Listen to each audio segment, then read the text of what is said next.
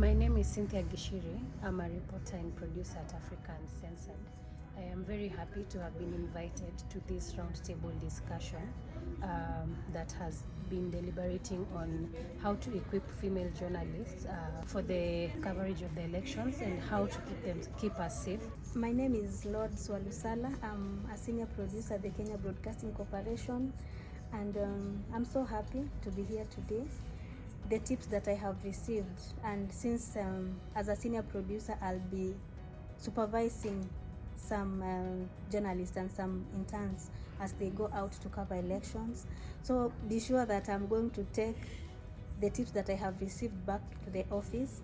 What I'm happy about is the tips that we've been given by Judy and the other speakers, particularly on dress code, because you'd realize that this particular election has been a little bit more heightened in terms of tension. So for any eventuality, we've been told on how to dress. What I've really loved about the conversation here today is that we all have a responsibility, and the security, first of all, it begins with I as the journalist.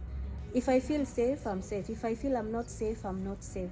And the tips, for example, when you are going to cover election, you have to inform your supervisor where you're going, and you have to at least have colleagues that they know what you are doing and where you are going. So in case of any emergency, they'll know where to start looking for you. And another thing, we've been also advised to avoid using branded clothes and branded vehicle, branded material, so that we can be able to be safe.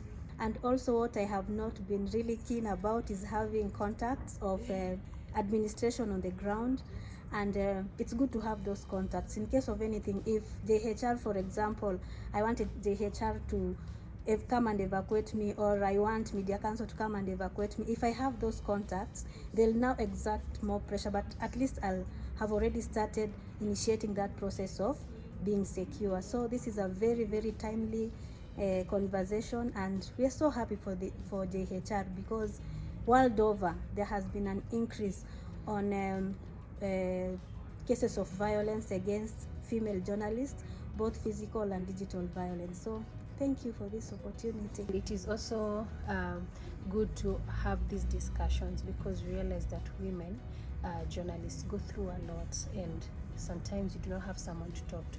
But now that we have people who can hold our hands, not only just for the elections, but even for other things and other issues in our careers, I think this is such a great idea. As we move closer to elections, we've seen women journalists face very many challenges in terms of their security. First, because they are journalists, but secondly, because they are women, because of their gender and our patriarchal society that still continues to undermine the role of the women in the society. And because of that, women journalists have really suffered greatly. And that is why I really thank Journalists for Human Rights for organizing this platform for us to discuss and also equip the journalists with knowledge and skills on how they can remain safe and continue reporting on important issues such as politics.